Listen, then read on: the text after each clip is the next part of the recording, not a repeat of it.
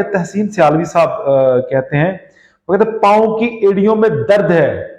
अल्लाह आलम तहसीन सियालवी ये लड़की है कि लड़का है, लेकिन मेरे बच्चों की तरह है। देखिए, जो पाँव की एड़ियां अगर सुबह उठते ही दर्द करती हैं, जब आप बेड से चारपाई से नीचे उतरते हैं, आपकी एड़ियां पाँव जमीन पे रखते ही दर्द शुरू हो जाती है, तो ये पेश खामा है गैंठिया का, आर्थराइटिक्स का।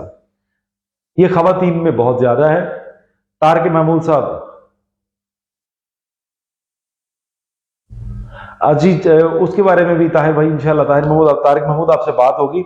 तहसीन से आलमी ने लिखा पाँव की एड़ियां दर्द करती हैं, तो उसको उनके लिए मैं कहूंगा कि आप ठंडे खाने, ठंडे वेदर, ठंडे मशरूबात, लस्सी, दही, चावल, बड़ा गोश्त, दाल, चना, ब्रॉयलर मुर्गी, ये चीजें छोड़ दीजिए और फास्ट फूड भी छोड़ दीजिए। जितनी भी ठंडी चीजें हैं ये आप छोड़ दीजिए।